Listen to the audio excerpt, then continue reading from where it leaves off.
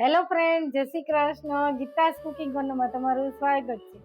તો આજે આજની લાઈવ ક્લાસીસમાં હું તમારી જોડે બે રેસીપી લઈને આવી છું. બે એકદમ ટેસ્ટી છે, યુનિક છે અને તમને એક રેસીપી તો યુટ્યુબમાં મળશે, એક રેસીપી તમને યુટ્યુબમાં મળશે પણ એ મારી પોતાની જ છે રેસીપી. હું ખાસ તમારી જોડે શેર કરીશ. એમાં છે ને આપણે ઠાકોરજીને સિદ્ધ કરવા માટે બે સામગ્રી લઈને આવી છું. તો ખાસ તમે એન્ડ સુધી જોજો. જ્યારે પણ તમે પુષ્ટાવેલા ઠાકોરજી હોય કે પછી આપણે રમતા લાલા હોય કે પછી આપણે સ્વામિનારાયણ ભગવાનને જ્યારે ઘરે કાંઈ મીઠાઈ ધરાવવી હોય તો તમે એ મીઠાઈ અત્યારે જે સિઝનના ફ્રૂટની મીઠાઈ છે તો ખાસ જોજો. તો તમને બતાવું કયું કયું ફ્રૂટ છે. તો તમને દેખાય છે આ કયું ફ્રૂટ છે અને એક આ. તો આ બે ફ્રૂટ માંથી અલગ અલગ મીઠાઈ બનાવવાની છે ખાસ.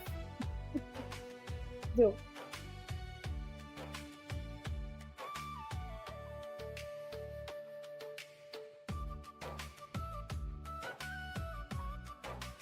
તો તમે મેંગોની તો મીઠાઈ જોઈએ છે. તો આ જાંબુ છે, કાલા જાંબુ છે. કાલા જાંબુની મીઠાઈ જોઈ છે તમે કોઈ દિવસ? તો હું મારા ઠાકોરજીને જ્યારે પ્રસાદ માટે એટલે કે ભોગ ધરાવવા માટે જે સિદ્ધ કરું છું મીઠાઈ, એ જ આજ તમારી જોડે હું બતાવવાની છું કે હું કઈ મીઠાઈ ઠાકોરજીને ધરું છું. તો ખાસ આ બે રેસીપી જોવા માટે એન્ડ સુધી રહેજો મારી લાઈવમાં, તો તમને ખ્યાલ આવશે કે હું કેવી રીતે બનાવીશ. તો છે ને જાંબુની મીઠાઈ બનાવવાની છે. એ પહેલા છે ને આપણે આ મેંગોની મીઠાઈ બનાવી લઈએ.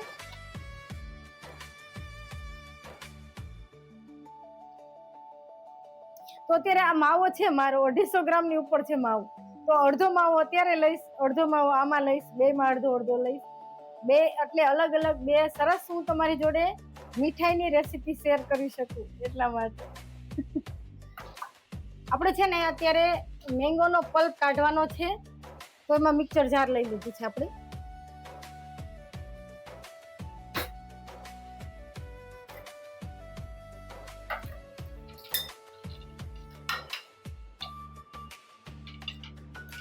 તો આપણે છે ને અત્યારે મેંગોની મીઠાઈ બનાવવાની છે, મેંગોનો હલવો. તો એ તો તમે જોયો જ હશે ખાસ, પણ અત્યારે હું જે બનાવું છું કઈ રીતે બનાવું છું તમે ખાસ જોજો. તો એની માટે છે ને મેં 3 કેરી છે.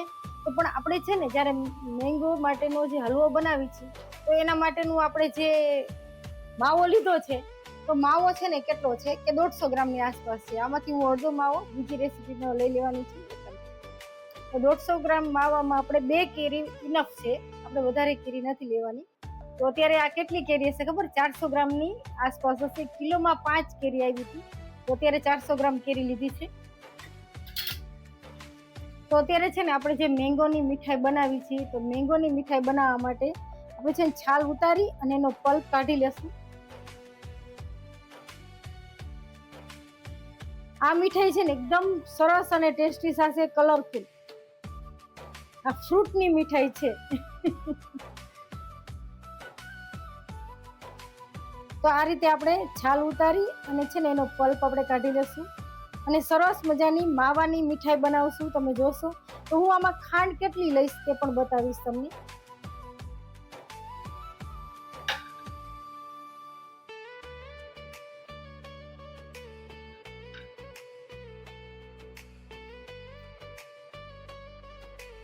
તો આમાં તમે આપણે નાના મોટા કોઈ પણ ટુકડા ચાલશે, કારણ કે આપણે પલ્પ જ કરવાનો છે ને. પલ્પ કેવો કરશું? પાણી વગરનો કરશું, પાણી અંદર નહીં એડ કરીએ આપણે.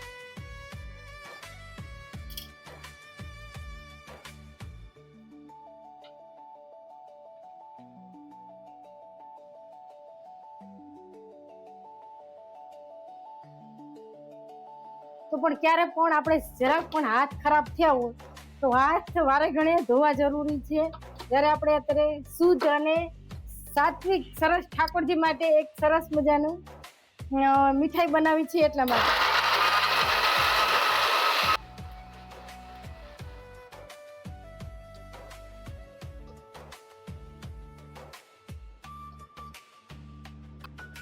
હવે છે ને આપણે જે પલ્પ નીકળો છે અને માવો લીધો છે તો માવો છે ને હું પેલા ખમણી લઈશ. તો આપણે જ્યારે ખાંડ કે સાકર બતાવું તમને, તો આપણે જે ખાંડ લેવાની છે તમે મીઠાઈ ખાંડમાં બનાવો કે ઠાકોરજીને સિદ્ધ કરવા માટે તમે સાકરમાં બનાવો, કોઈ પણમાં બનાવો, તો એનું મેજર માપ કેટલું ખાસ તમને જણાવું છું. તમે પહેલી જ વાર બનાવશો તો પણ તમારી મીઠાઈ સરસ થશે અને સ્વાદિષ્ટ થશે. નહીં બહુ અતિશય ગરી એટલે કે મીઠી પણ નહીં થાય અને મોરી પણ નહીં થાય, એટલું સરસ હું માપ જણાવીશ તમને ખાસ. ઓકે, તો એના માટે આપણે શું કરશું, તો માવો લેશું આપણે.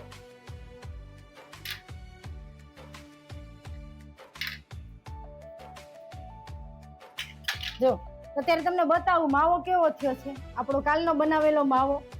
તમે ખાસ જોજો, છરીથી કપાઈ એવો થયો છે ને. તો આ માવો છે ને આપણે ખમણી લઈશું, કારણ કે આ છે ને અત્યારે એકદમ જાડો થઈ ગયો છે ને માવો. તો આ માવાને આપણે ખમણી લઈશું. તમને હું બતાવું છું નજીક લાવો. તો આ માવાને છે ને આપણે ખમણવાનો છે. તો માવો કેટલો છે, 150 ગ્રામની આસપાસ માવો છે. તો તમને હું બતાવું. તો આપણે ખમણો છે તો કેટલો સ્મૂથ માવો થયો છે, બહાર જેવો જ છે ને. તો આ છે ને મારો ઘરનો જ બનાવેલો માવો છે. તો તમારે જો મારા લાઈવમાં ન જોવો હોય તો વિડીયો પણ આવશે કે મેં કેવી રીતે માવો બનાવ્યો, તો તમે ખાસ જોઈ શકશો.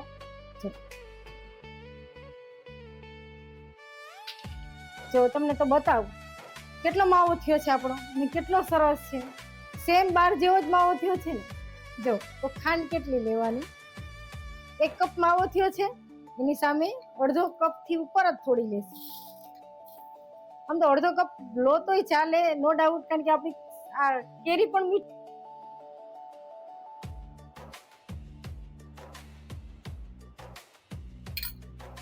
જો મેં માપ કેટલું રાખ્યું છે તમે જોયું, 1 કપ માવો છે ભરી લીધો. તમે વાટકો પણ સેટ કરી શકો. એની સામે અડધો આપણે ખાંડ લીધી છે કે સાકરનો પાવડર, અને કેરીનો પલ્પ લીધો છે. આ માપથી સરસ મજાની આપણે મેંગોની બરફી બનાવવાની છે. જો હવે આપણે ગેસ ચાલુ કરી દઈશું અને કેવી રીતે બનાવીશ તે પણ હું જણાવીશ તમને. ઓકે, તો સૌથી પહેલા નીચે આપણું કડાયું લાગશું. અહીંયા જો હું તમને બતાવું. હવે આ કડાઈમાં આપણે ડાયરેક્ટ જ પહેલા કેરીનો પલ્પ નાખવાનો છે, કારણ કે એમાં છે ને પાણીનો ભાગ હોય છે ને, એટલામાં. અત્યારે જે મેં માવો લીધો છે એમાં તમારે હજી 3 કેરી એડ કરવી હોય તોય કરાય, 4 કેરી એડ કરવી હોય તો કરાય, પણ એ પ્રમાણે તમારે ખાંડનું માપ ઓછું લેવાનું, કારણ કે કેરી મીઠી છે ને એટલા માટે.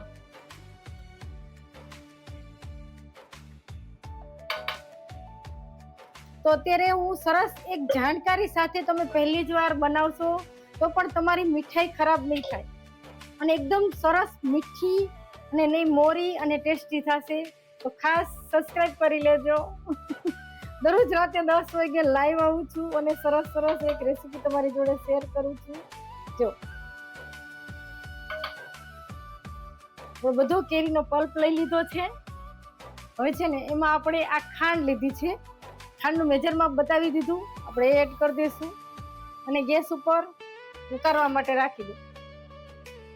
જો કેરીનો પલ્પ અને ખાંડ બંને મિક્સ છે, જો તમે જોઈ શકશો. હવે છે ને આને આપણે એકદમ ચડવા દઈશું થોડી વાર, પલ્પને છે ને ઘાટો કરી લઈશું, પછી જ આપણે માવો એડ કરશું. તો મેં અત્યારે આમાં પલ્પ એડ કર્યો છે. તમારે કેરીના ઝીણા ઝીણા પીસ એડ કરવા હોય ને તો એ પણ કરી શકાય.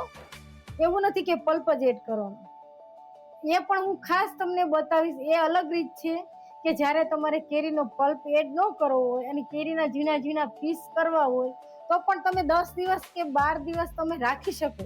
એ બરફી પણ ખાસ હું તમારી જોડે શેર કરીશ. મને કહેજો કોમેન્ટમાં, તમારે જે મારા થકી કાંઈ પણ રેસીપી જોવી હોય તો મને નો ડાઉટ કહેજો. હું ખાસ તમારી જોડે શેર કરીશ. જે હું મારા ઠાકોરજીને ધરું છું એ બધી જ રેસીપી તમારી જોડે શેર કરીશ. જો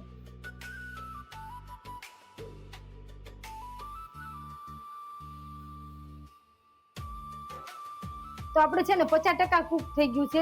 ખાંડ પણ મેલ્ટ થઈ ગઈ છે, તમે જોઈ શકશો. ખાંડ સાવ મેલ્ટ થઈ ગઈ છે ને, તો ખાસ ખાંડ જ મેલ્ટ આપણે કરવાની છે. હવે છે ને હું માવો એડ કરી દઉં છું અને સતત હલાવતી રહીશ. આપણે ખાંડ એડ કરી દીધી છે જોડે અને કેરીનો પલ્પ પણ એડ કરી દીધો છે.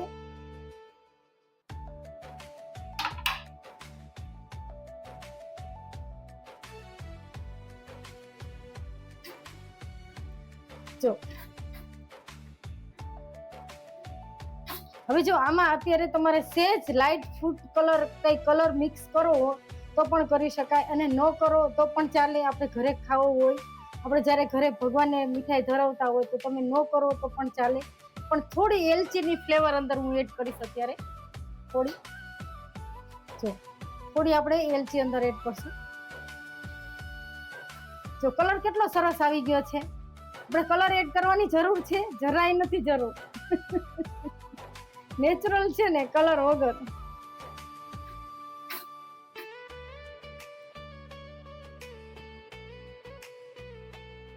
હવે છે ને આમાં આપણે અત્યારે મેંગોની બરફી બનાવી છે, તો હંમેશા કોઈ પણ બરફી બનાવી ત્યારે ઘી આપણે એડ કરી થોડું. તો આમ તો આપણી જરૂર નથી હોતી, પણ તો એકદમ સ્મૂધ અને એની શાઇનિંગ સરસ આવે. તમને ખાસ કહું, જ્યારે તમે મેંગોની બરફી બનાવો કે કોઈ પણ બરફી બનાવો તો તમારે છે ને થોડું અંદર ઘી એડ કરવાનું. ઘી એડ કરવાથી કોઈ પણ મીઠાઈ બનાવે એનો ટેસ્ટ વધી જાય, એની શાઇનિંગ સરસ આવે. તો જો અત્યારે હું 1 ચમચી ઘી એડ કરું છું.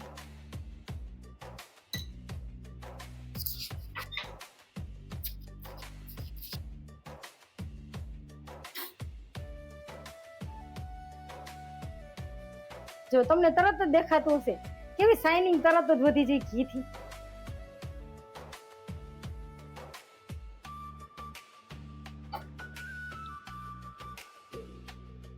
કોઈ પણ મીઠાઈ બનાવી એટલે સરસ આમ શાઇનિંગ જ સરસ આવવા મળે. જો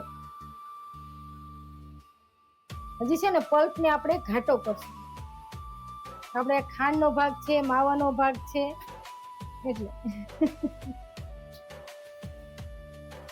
તો અત્યારે સરસ મજાની નેચરલ કલર વાળી મેંગોની બરફી થાય છે. હવે ગેસની આંચ થોડી ધીમી કરું છું, કારણ કે આપણે છે ને જેમાં સેટ કરવાનું છે એ ટ્રેને પણ આપણે ગ્રીસ કરવી પડશે ને ઘીથી. તો આ ટ્રે છે એમાં આપણે થોડું અડધી ટ્રે ભરાશે. આમાં મેં વધારે નથી ક્વોન્ટિટીમાં બનાવી. જો આપણે બધો માવો લઈ લીધો ઉપયોગમાં તો આખી ભરાઈ જાય ટ્રે. પણ મારે તમારી જોડે 2 રેસીપી એક જ માવામાંથી શેર કરવી છે, એટલા માટે.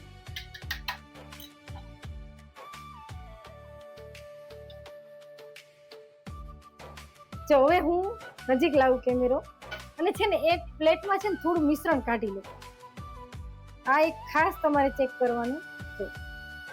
આ મિશ્રણ મેં કાઢ્યું છે, એને 2 મિનિટ ઠંડુ થવા દઈશ. અને જો હવે તમને જાત લાગતું હશે, જો એકદમ જાંબુ આવ્યું છે, જોયું છે ને, સેટ થઈ જશે હવે. અને આ મિશ્રણ કાઢ્યું છે ને એને પણ આપણે ચેક કરી લઈશું, બોરી સરસ વરે છે કે નહીં. કરીશ જો હવે છે ને આ છે આપણું મિશ્રણ. આપણું આ મિશ્રણ છે, ગેસની આંચ ધીમી કરી દઉં. આ મિશ્રણ છે એની જો ગોલી વરે છે, આપણે ચેક કરશું.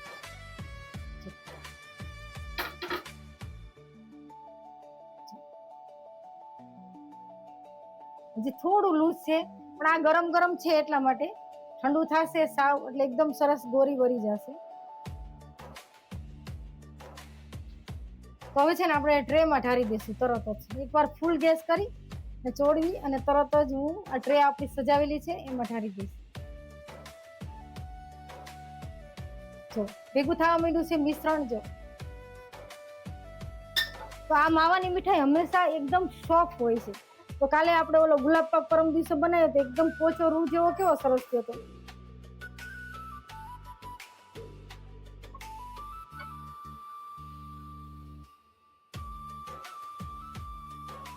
જો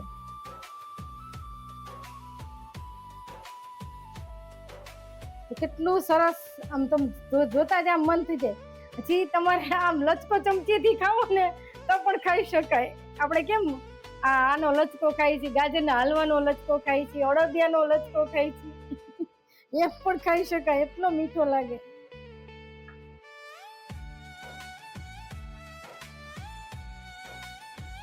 અને આપણે 1 ચમચી ઘી અંદર એડ કર્યું છે, તો શાઇનિંગ કેવી સરસ આવી ગઈ છે. જો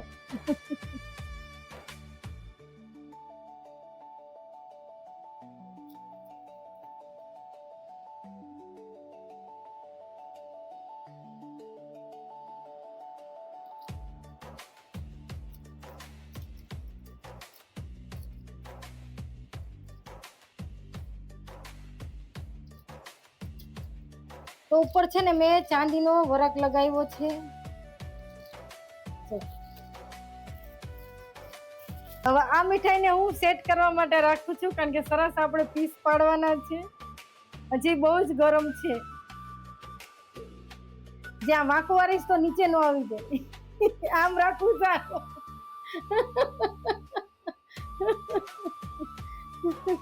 તો તમે જોઈ શકશો આપણે સરસ મજાની નેચરલ, આમાં આપણે ઘીનો ઉપયોગ કેટલો કર્યો, 1 ચમચી શાઇનિંગ આવવા માટે. તમે તો ઘી ન પસંદ હોય તો તમે નો નાખો તો પણ ચાલે. સરસ મજાની બનાવી છે ને. હવે આપણે સરસ જાંબુની મીઠાઈ બનાવીશું. તો આપણે ટેસ્ટી સરસ મેંગોની મીઠાઈ બનાવી છે.